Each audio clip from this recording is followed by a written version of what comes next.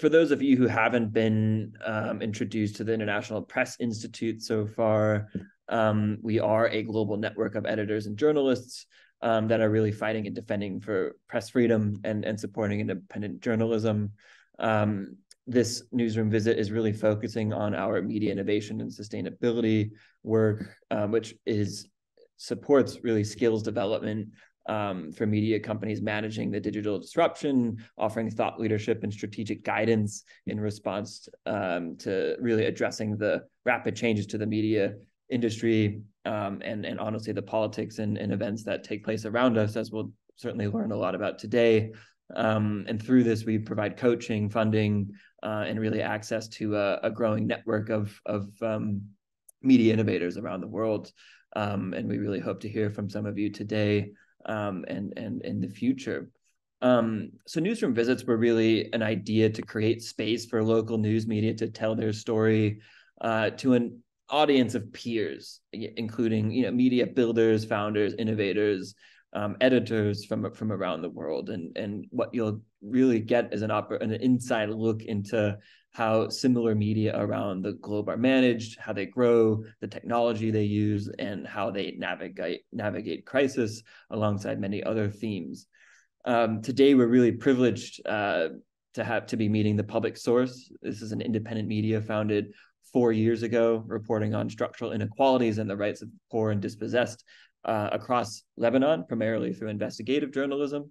And they also have a secure whistleblower platform where anyone can send leaks via WhatsApp, their website, or a secure drop submission system. I know that many of the teams that we support are building similar products, and I'm sure we'll have questions about this. Two themes that I'm really particularly interested in learning about today is how you sustain a investigative journalism project. It's everyone.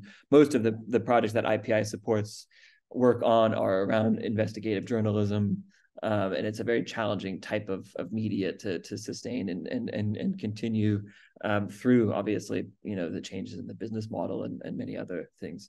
But we'll also hopefully hear a bit about how you adapt through crisis, something that, of course, in Lebanon happens regularly and is particularly poignant today. And again, I really want to say how privileged we are to have a team that's very close to the conflict unfolding in the Middle East right now. And we really respect the time that you have with us. Today, we'll be hearing from Lara, their founding editor, Ania, an investigations editor, and Christina, who is a journalist with the Public Source. A quick note on the Q&A. So after a presentation, I'll basically be monitoring a question and answer session, and you'll have the opportunity to ask questions then. Please ask them in the Q&A box. And then the presentation section will be recorded as a heads up. So before I take any more time, I would love to hand it over to the team. So do go ahead, Christina. Thank you. Actually, I'm going to start, Ryan, if that's okay. Thanks.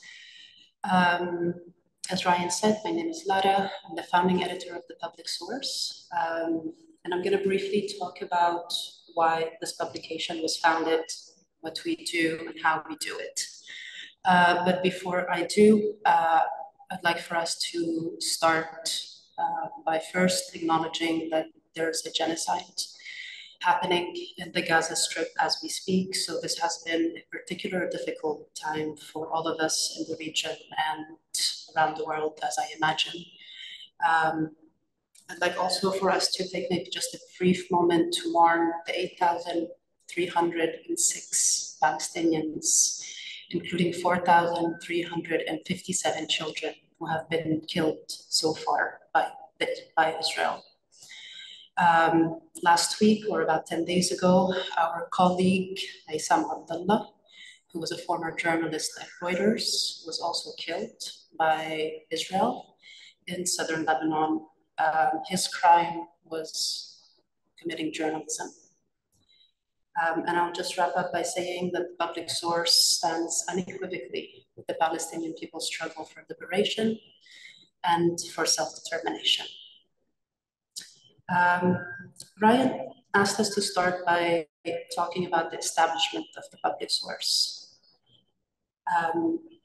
publication was obviously born out of the quasi-permanent crises that Lebanon has been going through for nearly 4 decades. In early 2019, we had anticipated a financial crisis, an economic crisis, looming austerity measures. Granted, we never anticipated that Lebanon would be experiencing one of the harshest economic crises in almost a century. But the public source was created to be able to respond to these crises on one hand, and to understand the roots of these crises on the other. As we were researching the media market in Lebanon ahead of launching this project, we realized that while, yes, there are quite a few very strong investigative units that are operating in the country, what we really lacked was an independent investigative unit that is able to do its work without any kind of political interference, without accessing dirty money, without going back to sectarian warlords for our editorial planning and news coverage. So what we try to do is to trace the economic, political, and social crises back to their roots, away from politicized and sectarian framings. And equally important to the public source is its structure. Our big ambition for this project was to create and sustain a democratic workplace that's built on progressive values. Some of our values include non-hierarchy, voluntary and temporary association, and mutual aid. And this organizational structure is core to the kind of work that we do and how we do it. Granted, it's a very challenging structure to operate under, and this project has been in a never-ending phase of experimentation over the past 4 years.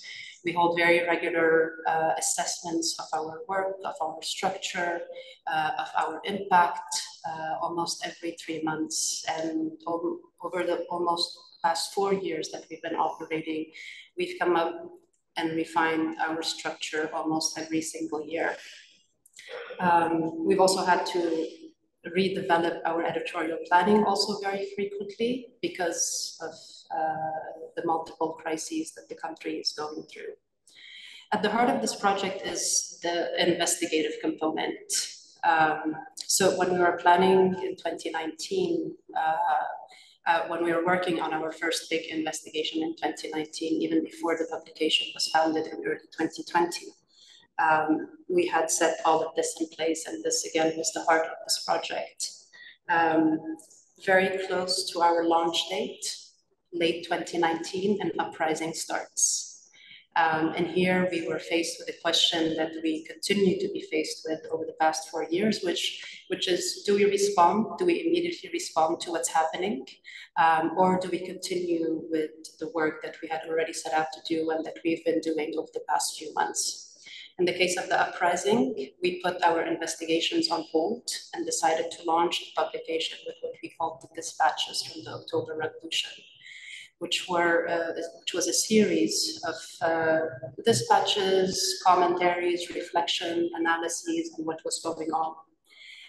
Very early on, the public source decided that it was not interested in covering the news. It was not very interested in reporting on who met with whom and what was said at a press conference. We were more interested in covering what was happening after the dust was settled. And this is one of our taglines that eventually became not just symbolic, but it materialized in a very literal sense. In August 2020, when the Beirut port explosion happened, again, we were faced with a similar question. And we decided to sit on and reflect and see what was happening and start doing a lot of very slow reporting. So a year after the explosion, we launched a special issue on the Beirut port explosion that looked at what had happened from a variety of different angles, from disability justice to spatial justice, to coming up with the only comprehensive list of all of those who have been killed in the explosion.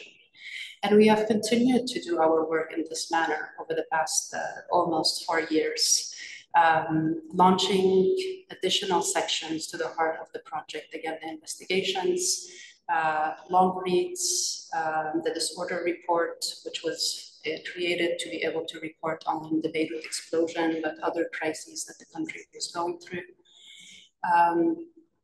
And that's pretty much how we've operated for the past few years.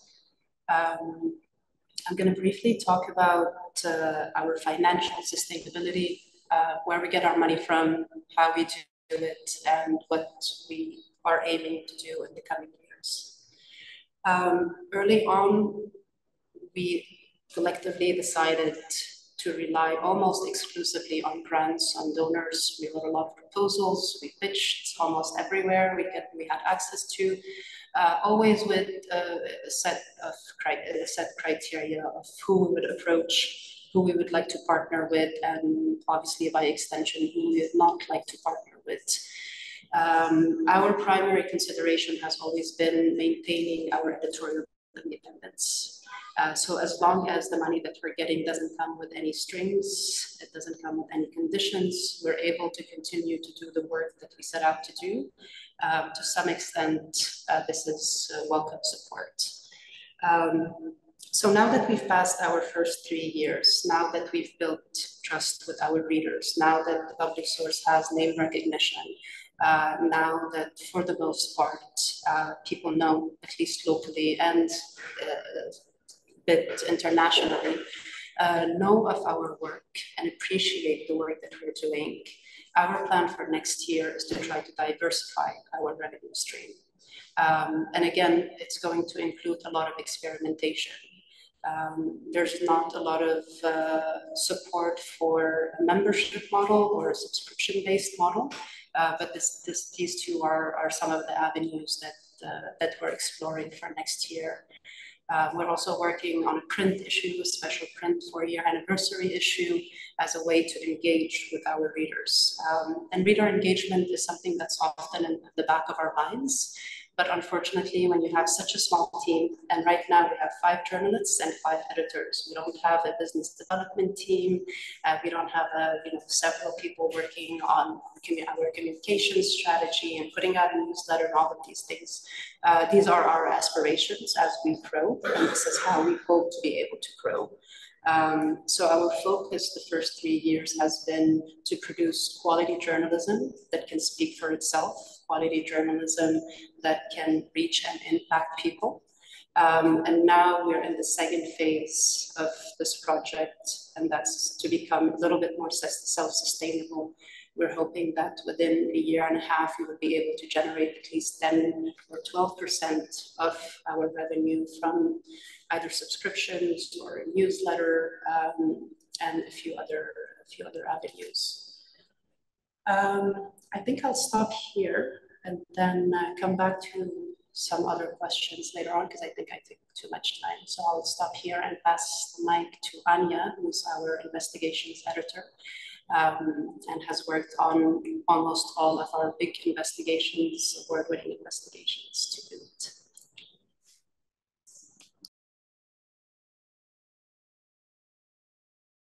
Hello, can everyone hear me?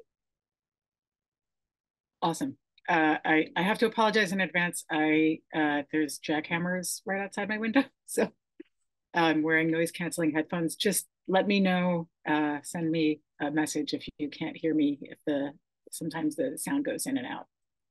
I just want to echo what Lara said about the ongoing war crimes that are happening right now, even as we speak. I'm going to start with one of my favorite quotes. Some of you will recognize it, from George Orwell, the always, the man whose memory is so disputed and fought over. We have now sunk to a depth at which restatement of the obvious is the first duty of intelligent men. I would say also women. If liberty means anything at all, it means the right to tell people what they do not want to hear. In times of universal deceit, telling the truth will be a revolutionary act. With that, I'll move on to talking about our investigations. I'm going to just briefly, Ryan said that sometimes the most valuable thing for people to hear is mistakes, what worked and what didn't work. Happy to talk about that. Always love to talk about that. So I'm going to briefly introduce all of you to a couple of the sort of three biggest investigations or stories that we've done in the past 2 years. And by big, I think I mean mostly just in terms of time and resources and word length, not necessarily the impact that they had or anything like that. I'm as an editor, and this I'd be so interested to hear from other editors. I really hate the word impact. And I'll just very briefly tell you why. I think coming from I'm an American. I live in New York. A lot of remote meetings. But I spent 15 years living in Beirut.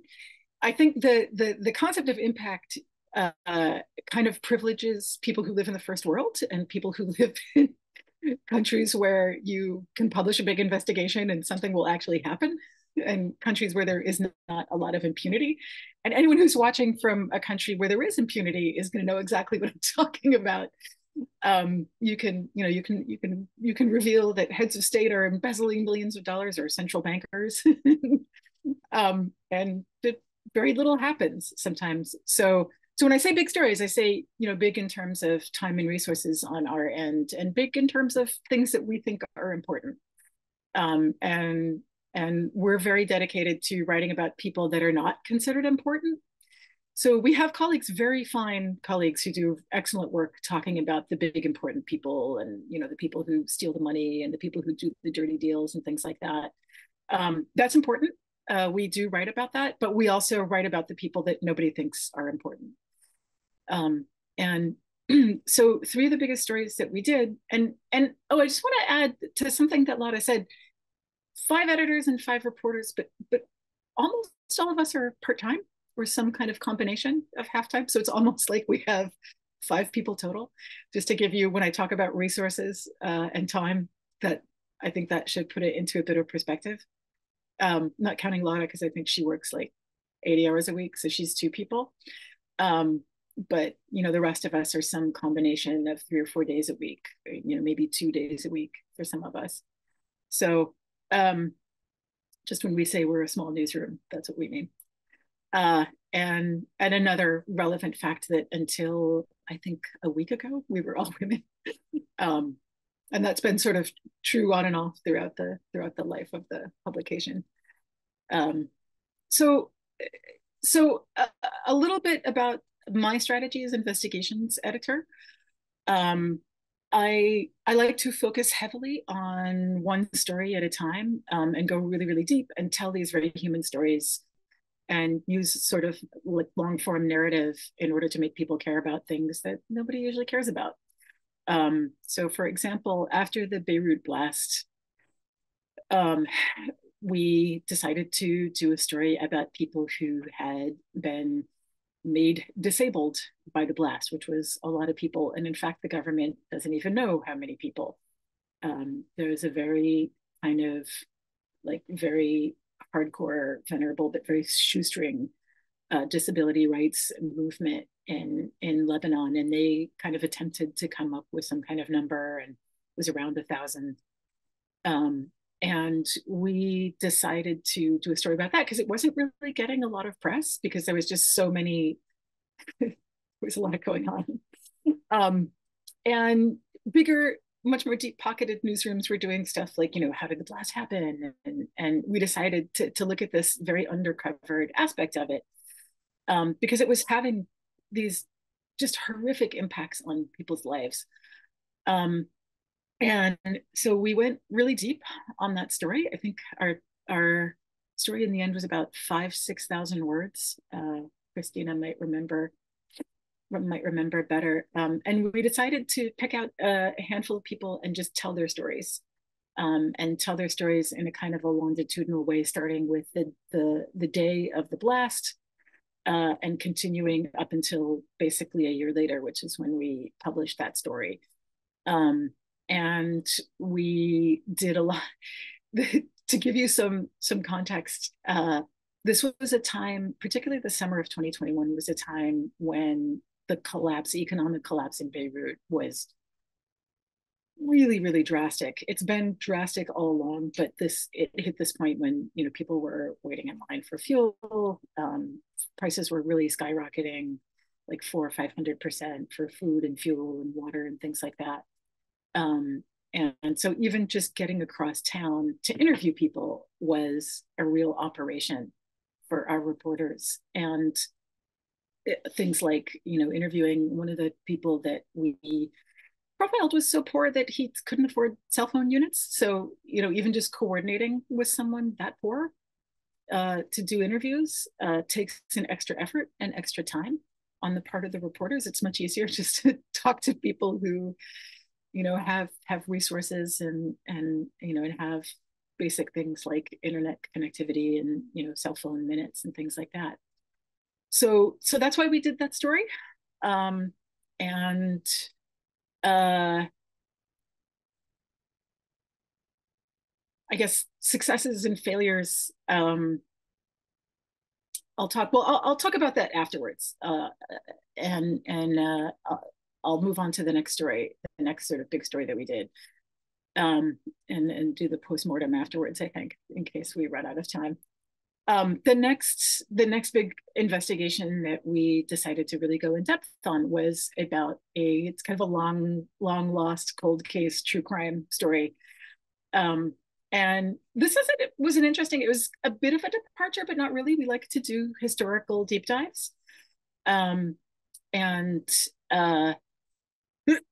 it's an interesting question in terms of audience. There's a lot of things that happen in Lebanon and a lot of things that happened during the course of the Civil War that it's interesting, like kind of everyone knows about. Like people, you always hear people mention them, but everyone knows a little piece, but people don't necessarily know the full story. And often it hasn't ever been really kind of synthesized and laid out as what I think Christina called it, the look no further version of the story.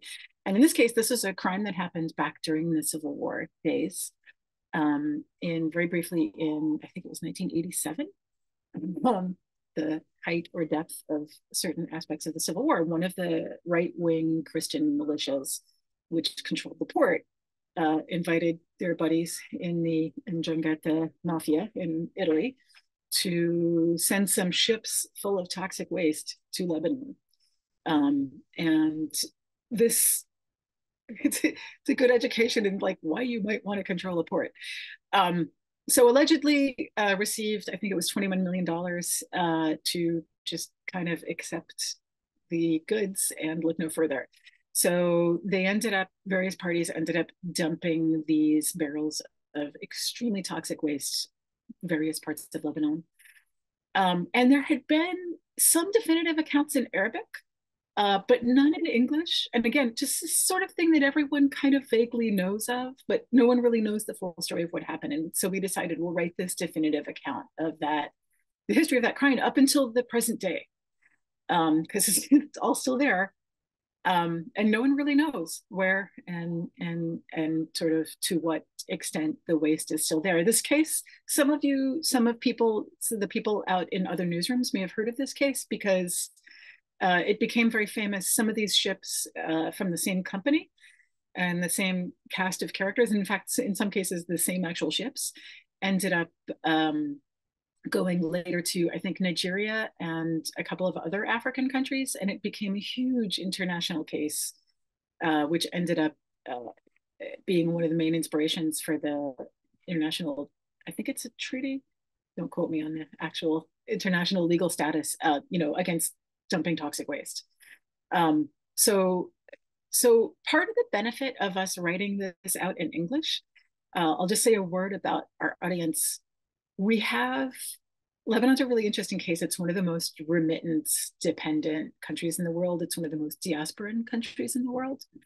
So a lot of our audience, we like to think of our audience as, to the extent, I tried not to think too hard about audience, but you kind of have to when you're writing, and I can talk more about that if anyone's curious in the Q&A. You have to think of who you're writing for, right? You don't want to pander to a particular audience, but you also want to serve your audience. So in many cases, Lebanon has a lot of people who live abroad and have lived abroad in some cases for decades. One of my best friends is of this generation that was born during the war, and family fled to Sydney, Australia. And so she effectively grew up between Lebanon and Sydney. She's very bilingual, but more comfortable reading, if she's going to be reading a long 5,000, 6,000 word article, probably more comfortable reading it in English. So for this crime, there hadn't been any definitive account in English. There had been, I think, in Arabic in a book, I think. So one of the pros of doing this kind of story is you get to do this like really definitive kind of synthesis of sources in all different languages, historical documents, archiving this kind of corruption. And, you know, maybe there'll never be accountability, but at least you get the satisfaction of saying, like, here's what happened, here it is from start to finish. And, you know, here's the sort of the true crime history and yeah. And then impact, we can talk about that later, pros and cons. And then the third big story that we worked on, again, this is a matter to go back to the question of impunity. I think of it as another true crime story. In April of 2022, the Lebanese military sunk a boat full of people who were trying to migrate to Italy, and killed about half the people on board. And some were drowned immediately, some were saved. And there was one family, one family in particular never really found out what happened to their son, a 22-year-old kid named Hashim. And in his case, it's particularly heartbreaking because there are eyewitness accounts that he may have made it back to shore, but never made it back home. And so, to be honest, when we started reporting the story, we had a hunch, or we had a feeling, or we hoped that he was being held in detention. Lebanese authorities sometimes do that with people, especially in cases like this, sometimes to lean on them, sometimes to kind of keep them out of the way, sometimes to extract information, sometimes to extract information from someone else. Unfortunately, authorities all over the world take hostages, even though it is a major Geneva violation. And so, you know, we figured, hey, maybe, you know, this is obviously worth reporting on, but maybe, you know, maybe if they see that people are really going to stay on this, maybe they'll let him out. Over the course of, I think, about 9 months of reporting, it sort of gradually became apparent to us that he probably wasn't alive.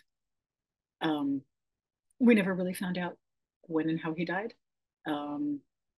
Perhaps there's a very credible eyewitness account that somebody did see him on shore, and so perhaps at the hospital, perhaps in detention. We may never know. But we did like a very, very long, very heartbreaking story about the families, first of all, about the sinking of the boat, because there's been a lot of spin coming from various governments, actually, not just Lebanon, about what happens when a migrant boat sinks. My writers will know that I always yell at them for writing in the passive voice. Part of why we wrote this story was just to be able to say the Lebanese military sank this boat through the use of various techniques that we can discuss further, but basically circling around it and causing it to capsize. So part of why you write a story like this is just to say what happened as definitively as you can. But then it ended up becoming a portrait of what experts call ambiguous loss, which is when you know, people don't know if their loved one is dead or alive, probably know deep down that their loved one is probably dead, but when there is no definitive knowledge of that and there's no definitive proof of that, it's a special kind of grief and a special kind of anguish. So our reporter spent about 8 or 9 months reporting this story. It was a big 3-part investigation, and the first part went up literally the day of the earthquake in Turkey and Syria. So anyway, I think I've talked too long, so I won't go into the pros and cons of how that went. But in any case, yeah, Q&A. Ask me anything, and I'll leave the floor open to Christina now. Thank you. Hi, can you hear me okay? Yep, perfect. Okay. I'm going to be talking a little bit about why we do this kind of reporting to begin with and the challenges that we face because of the nature of our work, and also because we're trying to navigate the crises that we are reporting on at the same time and are living through. And if I have time, I'll talk a bit about sustainability and burnout doing this kind of journalism. So I applied to the public source in the summer of 2020, which was right after the Beirut port explosion, and a year after the uprising, because that was the kind of work that I aspired to do. I felt a sort of responsibility to document the crises we were beginning to better understand and see the roots of, but also more personally a responsibility towards amplifying voices in marginalized communities because they suffered so much in Lebanon, and documenting their experiences. So at the public source, what we do is called slow journalism, which I think Laura mentioned. It's really in-depth reporting that can take a month, 2 months, or a few months, depending on the nature of the piece or on the topic at hand.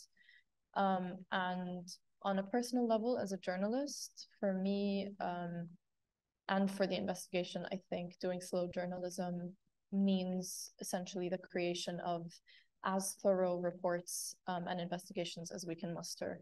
And this is really important to me because it's essentially the documentation of the corruption that is rampant in Lebanon, crimes that go unchecked, and injustices against people who live here, where accountability is essentially out of reach.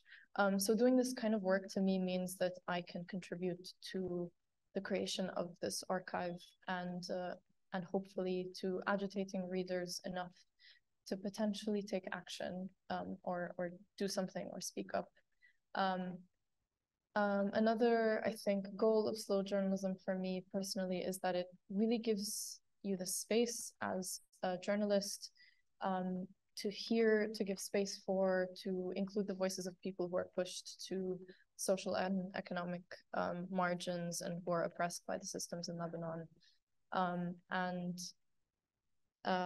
There are quite a few communities in Lebanon that are marginalized, and as Anya mentioned, in specific situations like after the explosion, there will be groups of people, such as those who were disabled by the blast, who are just overlooked and disregarded when in that specific situation they were promised, for example, the government promised them they would completely cover the cost of their treatment, and then went back and overturned that in a bunch of different ways. So things like that sometimes go completely overlooked, and it's really important to me as someone who does slow journalism to be able to focus on these kinds of things. But there are obviously challenges to doing slow journalism, so it's obviously very time consuming, takes up a lot of resources, and it requires quite a bit of research, of field work, of fact checking, of going back over and over the same sorts of like specific points, which can be really draining. And unfortunately in Lebanon, actually accessing information can be a huge obstacle. The lack of accessible and digitized data is a pretty big factor, which makes it difficult for us to access reliable information. So sometimes we have to go the long route and get our information. When we're looking for official records and data sets and numbers, we either have to go to other kinds of independent groups who are collecting this kind of data, or like we did after the Beirut explosion, compile a list ourselves. Slow journalism also takes quite an emotional toll on us because we're diving into complex and pretty distressing stories, or revisiting traumatic experiences, or exposing systemic injustices that we might also be simultaneously living. And so navigating that is pretty difficult because you're also doing it for pretty long periods of time before you can move on to the next story. I'm going to transition into something a little more positive, I think. Slow journalism is also really rewarding. We're really uncovering corruption or shedding light on injustice or giving space to marginalized voices. And like Anya said about the word impact, I mean, what does that even mean? But while that's not really a thing in Lebanon, because like I said, accountability is very, very rare to come by, we do know that by working on these really in-depth reports, explaining things really thoroughly, having all of the research and the data to back these things up, we can affect public opinion and awareness. And on a personal level, in my reporting, I know I'm doing people's stories justice because I have the space to write thoroughly and in detail and really give as much space as I can to their experiences. And I would say compared to minute-by-minute news, the reason that we don't, or at least personally, the reason I chose to go this route of journalism rather than go into daily reporting is it really allows me to provide, like I said, very comprehensive, well-researched view of whatever we're tackling, but also allows you to kind of craft the story in a way that is appealing and, in my opinion, is more ethical than minute-by-minute news, because you can really, really, really get someone's story across in as much detail as you can, in the detail that they would probably want their stories to come across in. One last point I want to touch on is the difficulties in sustaining our energy and focus in the middle of all of the crises we're experiencing. So trying to get through daily life can be really difficult because everything is expensive and basic services and amenities in Lebanon are basically non-existent, and injustices everywhere. And when you're reporting on this at the same time, it really begins to affect your psyche and your well-being. And I'm currently, for example, I was just assigned to work on an obituary for the journalist Issam Abdullah, who was killed by Israeli airstrikes on the southern Lebanese border, which Lara talked about earlier. And I have Palestinian heritage and I live in Lebanon and I am a journalist. So the ethnic cleansing of Palestinians and what's happening on the border and the journalist killed on the southern border are obviously affecting me on a personal level. And while that can be a really powerful driver for doing the work I'm doing, it's also the path to burnout, especially compounded by all of the other environmental factors in Lebanon. And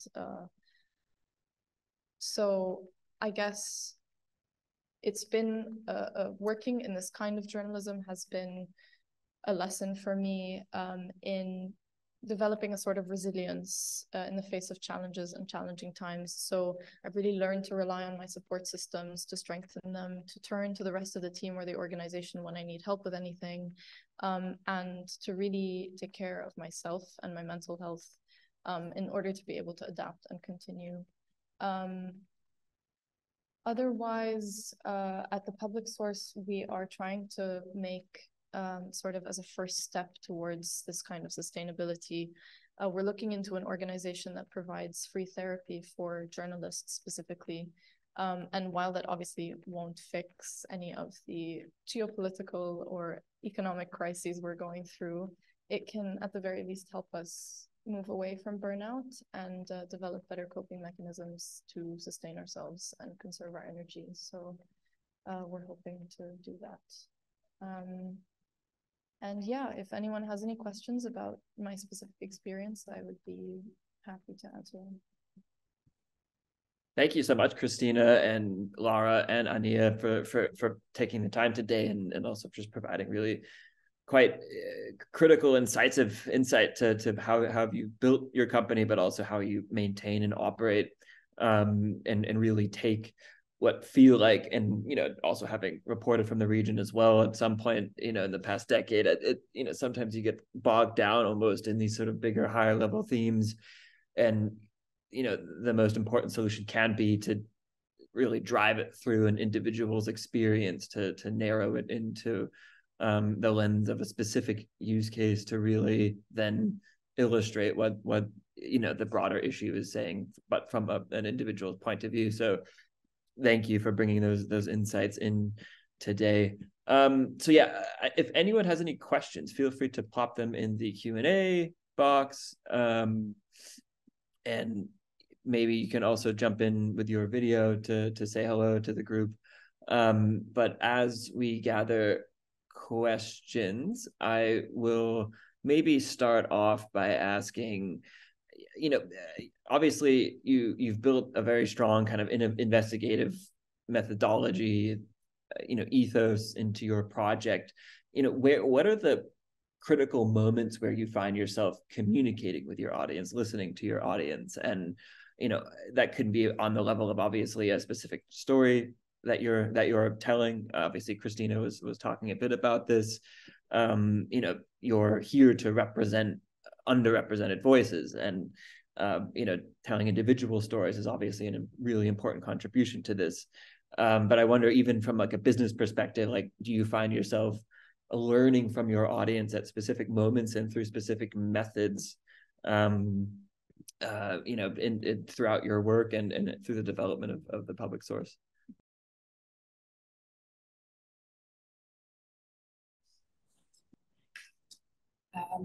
I can take that question, unless Anya, you want to go for it. So briefly, our audience, our readership is very niche, because we specialize in long form, in-depth, and investigative reporting. Our readership, frankly, is quite small.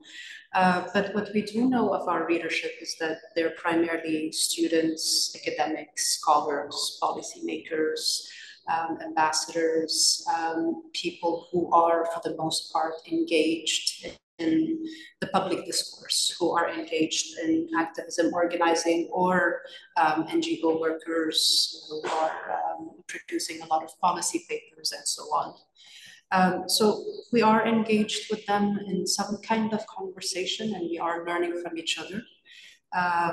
But for me, our most interesting engagements have been with communities who we've tried to give a platform to. This is something that we tried to do very early on when we were producing these dispatches from the October Revolution. And what we wanted to do early on, and specifically in this section, was to have people speak for themselves, was to have people write their own stories and their own voices. So we invested a lot of time and effort into finding people who might not necessarily be journalists or writers, but who have something important to say about the struggles that their communities are going through. So we did that, for example, in a couple of stories on the migrant domestic worker community in Lebanon. And we continued with that approach for almost 9 months, trying to find people whose perspectives are usually not heard directly from, and trying to give them space. As far as looking at this from a business perspective, it complicates things. It's not as seamless, as easy as finding a journalist who has 10 or 15 years of experience, a journalist who can go out and just do this work. And for the most part, the public source has gone very much counterwave. We've done things in a way that might seem counterproductive, but we were determined to do some things, or committed to doing some things in alignment with our values and principles, rather than what would sound appealing to a donor, or what it makes more sense from a business perspective. Great, thank you for that.